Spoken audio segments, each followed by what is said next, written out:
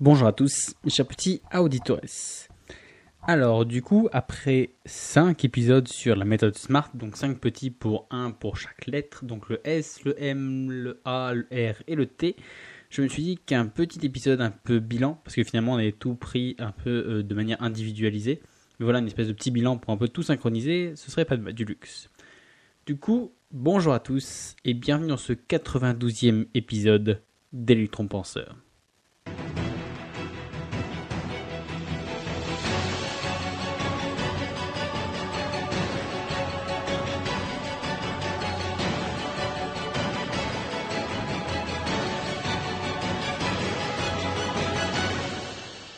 Alors, bonjour à toi et bienvenue dans ce 92e épisode. Alors, pour rien te cacher, c'est un épisode un peu freestyle que j'ai décidé de faire dans le sens où je n'ai pas de notes. En gros, d'habitude, je prépare un peu toute la préparation, on va dire, du début à la fin. Quasiment, j'écris toutes les lignes.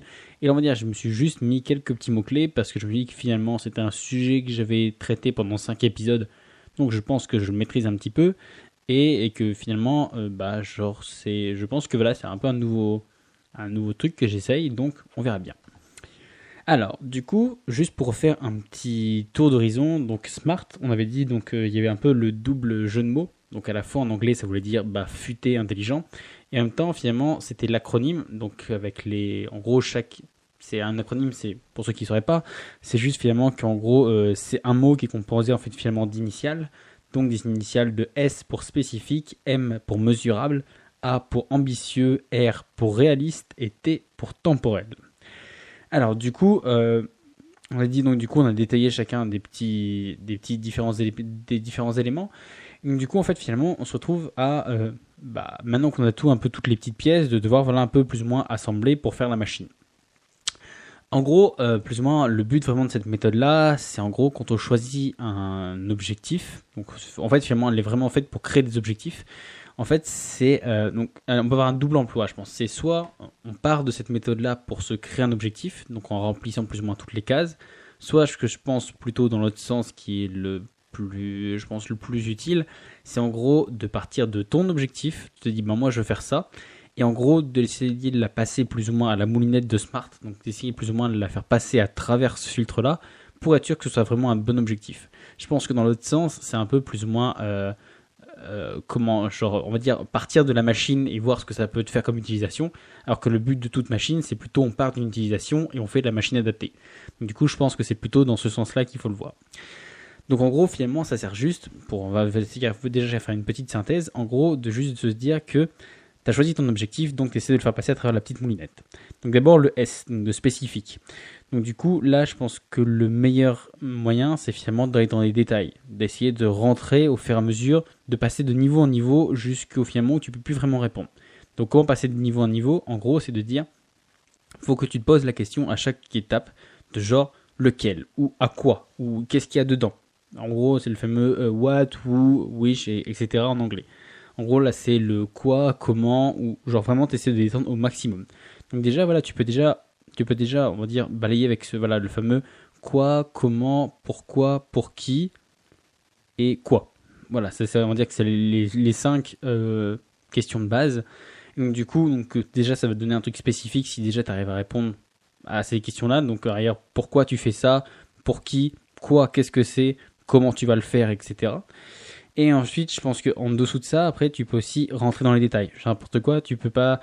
Par exemple, tu veux monter un commerce. Ok, monter un commerce, c'est vague. Donc, du coup, ok, tu veux vendre quoi ? Ok, donc moi, j'ai n'importe quoi. Maintenant, tu dis, je veux vendre des baguettes. Ok, d'accord. Donc, du coup, tu veux vendre que des baguettes ou tu veux vendre autre chose ? Non, je veux vendre que des baguettes. Ok, bon, d'accord. Maintenant que tu sais ce que tu veux vendre, tu vas le vendre à qui ? Ok, donc tu vas te mettre où ? Tu vas t'ouvrir de quelle heure à quelle heure ? Ça va être quoi plus ou moins tes tarifs ? Bon, ça peut paraître un petit peu chercher la petite bête, mais en fait finalement plus ça va être précis, comme on dit, et plus ça va t'aider à voir si ton objectif c'est pas juste un truc un peu vague, tu sais, de dire oh moi je veux lancer un truc quoi. Plus ce sera précis et plus ce sera facile pour toi à la fois de te le visualiser, mais en plus de mettre des actions qui vont dans ce sens-là parce que tu sauras exactement où tu vas et ce que tu cherches. C'est beaucoup plus simple finalement de suivre une carte quand on sait déjà où on va plutôt que juste se balader en espérant trouver quelque chose en chemin.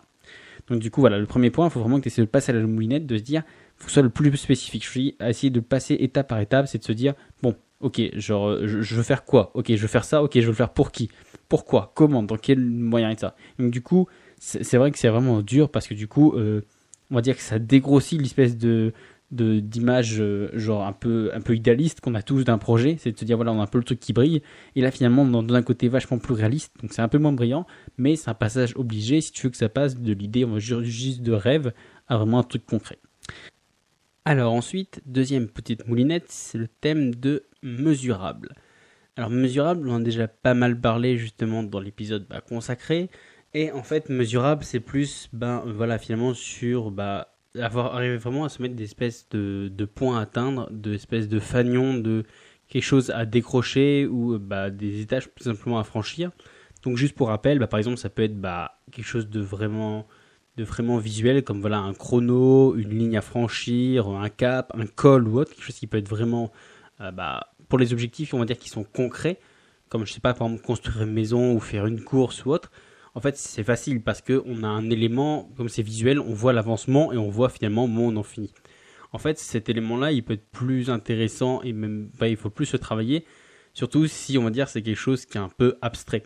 Je sais n'importe quoi, si par exemple ton objectif c'est d'apprendre une langue, genre à partir de quel moment est-ce que tu juges que c'est bon, tu as suffisamment de connaissances pour connaître ou pas la langue? Ou je sais pas, par exemple si tu te dis je veux apprendre je sais pas le yoga ou apprendre n'importe quel sport ou une discipline ou autre, ça peut être un peu la même chose dès l'instant où c'est un peu abstrait. Ça peut être dur du coup d'arriver à mettre des critères, d'arriver à mettre voilà, des différentes étapes ou voilà, finalement quelque chose, des mesures sur quelque chose qui finalement est vachement abstrait.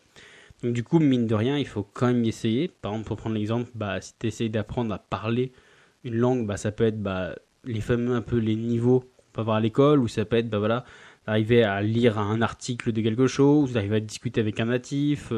Si par exemple tu vas prendre, je sais pas, par exemple la gym, ça pourrait être de dire, voilà, c'est là que justement le côté un peu spécifique a du sens, parce que du coup apprendre la gym ça n'a pas vraiment de sens tout seul. Tu pourrais te dire, voilà, je veux apprendre à faire la gym, ok, mais quoi dans la gym? Je sais pas, par exemple un salto arrière, ok, un salto arrière avec ou sans élan, ok. Donc du coup, une fois que tu as vraiment l'élément, tu as vraiment réussi à dégrossir, notamment grâce au fameux S, donc au spécifique, une fois que tu as vraiment ton objectif spécifique, du coup tu verras que c'est beaucoup plus facile du coup d'avoir finalement tes choses qui sont mesurables. Donc pour prendre l'exemple de la gym, du coup, là si tu as tellement détaillé que tu sais exactement la figure que tu veux réaliser, du coup c'est simple, parce que n'importe qui, avec on va dire une espèce de cahier des charges qui, surtout en gym où c'est vachement codifié, qui du coup peut dire si oui ou non la figure est validée. Du coup, ça te donne voilà, quelque chose de mesurable, même sur quelque chose qui peut paraître abstrait, comme finalement voilà, apprendre la gym ou apprendre un instrument ou autre. Voilà. Ensuite, l'élément d'après, la monnaie d'après, c'est le A. Le A de ambitieux. Alors, ambitieux, finalement, tu peux te rendre compte en te demandant finalement si l'objectif que tu t'es fixé, est-ce que c'est quelque chose qui, pour toi, te semble à ta portée? Il y a des chances déjà, parce que sinon tu ne te serais pas lancé dedans, sinon c'est une espèce de rêve un peu fou. Mais en gros, il faut essayer de se dire, est-ce que tu sens déjà intrinsèquement, rien qu'au départ comme ça, que ça va te mettre en difficulté? Par exemple, pour prendre l'exemple, si tu vas apprendre voilà, à faire du sport, mais que tu n'as jamais été sportif de ta vie, ou une langue, alors que tu parles, je pense que le mieux c'est une langue, le meilleur exemple, parce que finalement, si tu parles pas du tout la langue, tu pars de zéro, quoi. À la rigueur, tu peux partir peut-être avec des prérequis ou un petit avantage si c'est voilà, une langue qui se ressemble un peu, on va dire par exemple comme l'anglais et l'allemand ou le français et l'espagnol, tu vois, mais c'est vraiment, ça se ressemble sur les grandes lignes. Mais du coup, voilà, c'est une espèce de, tu pars pas de zéro, mais bon, ça n'empêche que tu sais pas formuler une phrase sans faire des fautes ou autre. Donc du coup, voilà, c'est en fait ambitieux, il faut vraiment que tu te dises, genre, que c'est quelque chose où tu sais pertinemment que tous les prérequis qu'on avait vu justement dans le fameux truc ambitieux, qu'en fait finalement tous les prérequis pour réussir à faire ça, tu les as pas encore, que voilà, il y en a qu'il faudra que tu valides et ça, que tu vas devoir acquérir en cours de route, mais que voilà, en gros, tu peux pas maîtriser le truc de bout en bout dans l'état actuel où tu es. Et c'est justement là le but même d'un objectif, c'est d'arriver à nous amener à un niveau supérieur, d'où justement l'intérêt finalement d'avoir quelque chose qui nous fait sortir de nos zones de confort et qui finalement nous met en difficulté. Parce que voilà, le but de l'objectif ambitieux, c'est d'essayer de nous mettre en difficulté pour finalement progresser. Et finalement, c'est un peu barbare et cruel, mais finalement, il n'y a que dans l'adversité qu'on progresse. Que ce soit pour tout apprentissage, et même d'un point de vue physique. Finalement, pour ceux qui font de la musculation ou autre, genre c'est le fameux truc on casse de la fibre, mais du coup c'est exactement ça en gros, c'est que finalement pour pouvoir progresser, finalement faut se mettre en difficulté, faut se faire mal pour justement continuer à avancer. Donc en musculation par exemple c'est très physique parce que finalement on se voit avoir mal, on se voit les muscles qui deviennent douloureux, qui gonflent et tout ça, et c'est exactement la même chose que pour tous les autres projets en fait. Il faut qu'il y ait un moment où ça fasse mal, un moment où il faut que on se mette la tête dans les bouquins, ou qu'on essaye encore et encore, qu'on suive des tutos, des formations, qu'on discute avec des gens ou autres, pour réussir à passer au-dessus de nos, au-dessus de nos blocages. Donc du coup, la moyenne d'après, il faut que ton objectif il soit ambitieux, que il soit en dehors de ta zone de confort là tout de suite, et que du coup, ça te pousse à sortir, à sortir des sentiers battus que tu t'es fixé, pour justement continuer à progresser. Et donc du coup, finalement, ça va te pair avec le R de réaliste, parce que finalement, à vouloir avoir un truc trop ambitieux, on a un peu une espèce de un truc un peu à la Icar, tu vois, un peu vraiment trop loin, trop beau, trop grand, et où finalement tu finis par te brûler les ailes parce que finalement c'était beaucoup trop loin. Donc je pense qu'en gros, l'idéal c'est vraiment d'essayer. C'est vrai qu'au début c'est surtout en plus difficile à évaluer parce que tu as déjà du mal à évaluer plus ou moins ton niveau actuel, donc d'arriver à te positionner, savoir ce que tu sais faire ou autre. Mais on va dire, idéalement, en gros, il faut que ce soit une espèce de niveau N+1 ou N+2. En gros, c'est genre pousser un petit peu plus loin, pas trop loin. C'est pas un truc N+10 où ça va faire un espèce de changement radical. Mais du coup, vraiment essayer de dire, si tu pousses un petit peu la machine, ou que le truc c'est, là tout de suite tu veux pas l'atteindre, mais bon, allez, en forçant un peu, en faisant un peu du mal, tu devrais pouvoir y arriver. Par exemple, pour reprendre l'exemple du sport, si t'as jamais fait de sport de ta vie ou autre, dis-toi pas qu'en un mois, tu vas devenir une armoire à glace, une machine, et que tu vas gagner les Arnold classiques, quoi. Genre non, il faut vraiment que, en fait, t'aies conscience. C'est vraiment, en fait, avoir conscience de son niveau. C'est une espèce, là, par contre, ce truc-là, c'est un peu un truc d'humilité. C'est une espèce un peu de retour sur toi-même, de se dire, finalement, ok, j'ai tel objectif, ok, maintenant, je sais exactement ce que je veux, je sais comment le valider ou autre, ok, je sais que, là, tout de suite, je peux pas le faire, donc il faut que je sorte. Mais en fait, il faut vraiment, en fait, se dire que, est-ce que finalement c'est réaliste? Est-ce que avec les moyens matériels, donc ça peut être financier ou humain ou autre, avec les gens qui peuvent t'aider, avec les connaissances que tu as, est-ce que finalement, là tout de suite, tu penses que c'est quand même atteignable? Si bon, j'ai n'importe quoi, tu veux monter une boîte et tu n'as jamais eu aucune notion en marketing, en finance, en compta ou autre, genre c'est vraiment de se dire que si tu n'as pas un minimum de prérequis dans ces trucs-là, et que directement tu vas mettre 300 000 euros pour acheter une boîte, tu risques forcément de te brûler les ailes parce que t'as pas de connaissances. T'as pas de technique, à la rigueur, tu pourrais ne pas avoir ni connaissances ni technique, mais si finalement t'as un réseau, que tu sais t'entourer de gens qui sont compétents, pour finalement tu es un peu le chef d'orchestre, donc du coup il y a des prérequis qui peuvent en compenser d'autres, mais si t'as rien, si tu pars une table rase, tu fonces forcément dans le mur. Et donc du coup ce côté réaliste, il est là pour te dire, ok, est-ce que finalement, l'objectif que j'ai, est-ce qu'il n'y a pas, on va dire, des sous-objectifs? En gros, je pense que le côté réaliste, il sert à ça, en fait, de se dire, si au moment où tu abordes l'espèce de filtre réaliste, tu te rends compte que ton objectif, il est trop ambitieux, que tu as visé un truc qui est trop, que tu penses que dans le délai, donc qu'on va juste après, que tu t'es fixé, tu te dis, ça passera pas, c'est trop loin et tout ça, même si je force et tout ça, je pense pas. Et en fait, je pense que réaliste, il peut vraiment avoir un intérêt dans le sens où finalement, des points bloquants que tu vas trouver, parce que si c'est pas réaliste, tu vas trouver des points bloquants, et des points bloquants, ça va te permettre en fait de transformer ces points bloquants en objectifs pour te dire, ok, là tout de suite, je peux pas atteindre le grand objectif, mais bon, du coup, en gros, je vais servir du coup de cette fameuse méthode, donc après, du coup, tu peux reprendre tout le processus pour réaffiner, mais en gros, ce serait du coup de se dire, ok, je peux pas l'avoir parce que j'ai tel prérequis qui est pas validé. Donc du coup, je m'attendais à d'abord valider ça pour après attaquer le reste. Et donc du coup, de plus te focaliser sur ces éléments-là. Et une fois que tu les auras validés, du coup, tu auras ces prérequis et du coup, tu pourras revenir à ton espèce d'objectif de base pour finalement te lancer. Je pense que le meilleur exemple, moi, que j'en ai, c'est par exemple dans les trucs des business en ligne ou autre. Maintenant, ils en font aussi un peu une technique de vente ou autre. Mais finalement, quasiment tous ceux que j'écoute ou autre, ils ont tous dit que au moment où ils voulaient se lancer ou autre, ils sont pas dit c'est bon, j'ai lu un livre, allez, je vais me lancer là-dedans, je vais vendre des formations, je vais devenir riche et le roi du pétrole. Mais en fait, la plupart, c'est que finalement, ils se sont dit, bon, ok, je veux faire ça. Bon, finalement, pour faire ça, il me faut quoi? Il me faut du contenu, il me faut du marketing, il me faut de la compta ou autre. Et du coup, les mecs, ils sont bouffés des heures et des heures de bouquins et tout ça de formation pour finalement connaître les rudiments de ça, pour pouvoir dire après, bon, ok, maintenant j'ai les bases et maintenant je peux construire dessus, je peux développer. Donc du coup, c'est vraiment ça. Ils sont pas dit dès le début, boum, j'ai rien et je vais me lancer. Donc c'est comme tout, je connais pas un seul même de business réel ou autre qui soit lancé en partant de...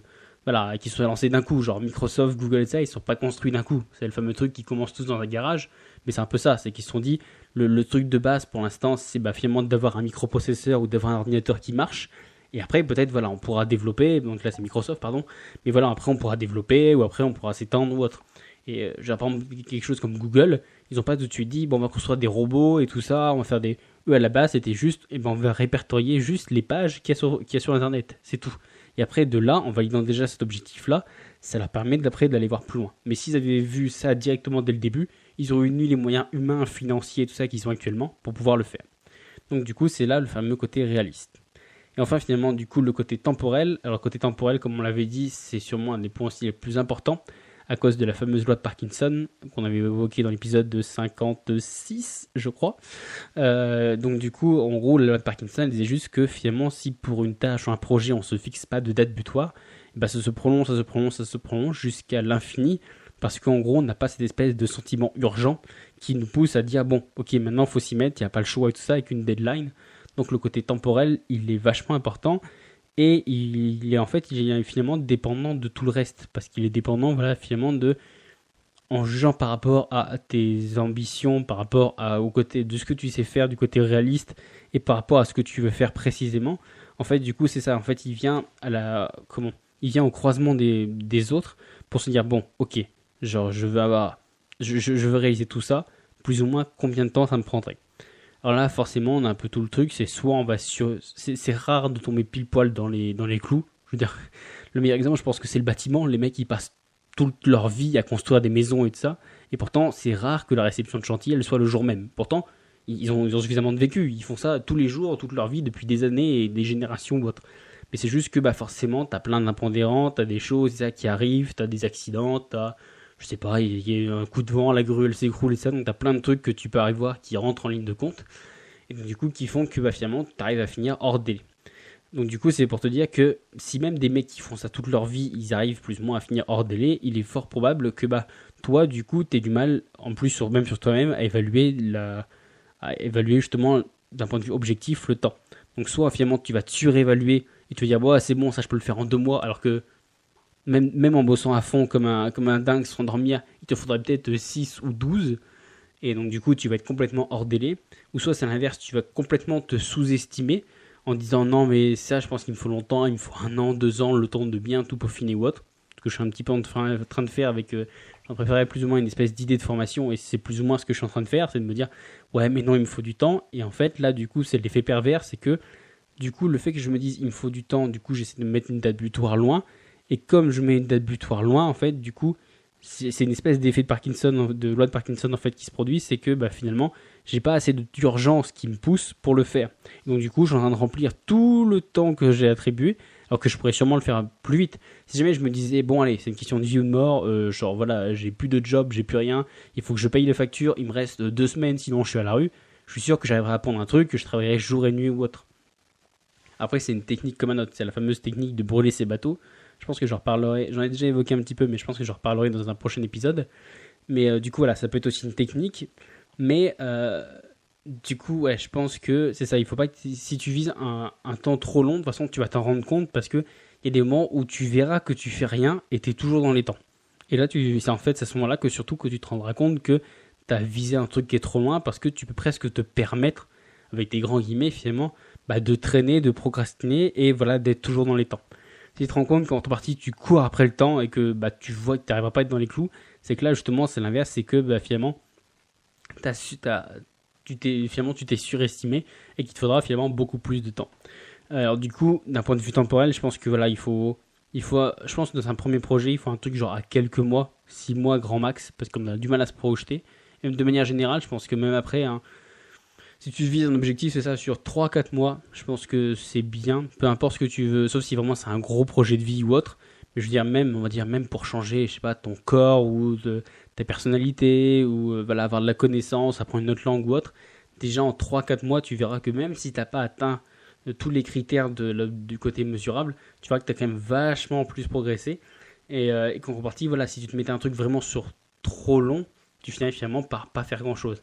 Regarde, il vaut mieux, par exemple, pour prendre l'exemple de la gym, que tu te dises, et voilà, j'ai 3 mois pour apprendre à faire le grand écart, plutôt que de se dire, j'ai 2 ans pour apprendre la gym. Parce que 2 ans pour apprendre la gym, ça veut rien dire. Il vaut mieux que tu te dises, j'ai 3 mois pour apprendre à faire ça, et après 3 mois pour apprendre à faire ça, et voilà. En fait, finalement, l'avantage aussi du système SMART, c'est qu'ils peuvent se répéter en boucle, en boucle, en boucle, et que du coup, ils peuvent être utilisables dans différentes situations. Voilà, donc du coup, le conseil que je te donne, c'est finalement d'avoir un côté temporel qui soit voilà, dans les quelques mois qui suivent. Et que finalement, on va pas dire que tu t'en rendras compte a posteriori de façon si t'es trop court ou trop long, et que du coup, c'est surtout au début, voilà, il faut pas en tenir compte, faut pas culpabiliser de dire ah merde putain, je me suis encore foiré, ça, j'étais trop long ou pas assez. Faut vraiment se dire que finalement, voilà, même des mecs à qui c'est le boulot, à qui c'est la vie, voilà, de plus ou moins faire des espèces d'échéances, même eux, ils se plantent. Alors, finalement, toi aussi, qui viens de débuter, il y a pas de tort à avoir si jamais tu te plantes. Voilà, du coup, c'était un petit épisode d'un bon 20 minutes, du coup, pour faire une espèce de conclusion, parce que je me suis dit que c'était intéressant de traiter chacun des points, mais après coup, je me suis dit que du coup, ça pouvait perdre en cohésion, le fait que du coup, d'avoir vraiment séparé chaque lettre. Donc du coup, voilà, je vais faire un petit épisode pour un peu cimenter tout. Du coup, je te remercie de m'avoir écouté. Comme toujours, n'hésite pas si tu as des questions, des suggestions, la page Facebook ou maintenant aussi j'ai une adresse mail. Donc c'est electron.penseur@gmail.com. Donc voilà, je pense que c'est facile à retenir. Donc voilà, si tu as des questions, des suggestions, il n'y a pas de souci. J'en ai quelques-unes sous le coude que voilà, je commence à voir maintenant. Vous commencez enfin à parler. Je commence à arrêter d'être tout seul face à mon fameux mur. Donc du coup voilà, j'ai un peu de retour, j'ai un peu des sujets à traiter. Donc du coup c'est super, c'est cool. Donc du coup je pense que je vais commencer à les traiter dans les prochains épisodes. Donc du coup je vous remercie à tous et à toi aussi d'avoir écouté cet épisode. Et je te dis à la semaine prochaine pour un prochain épisode. Ciao.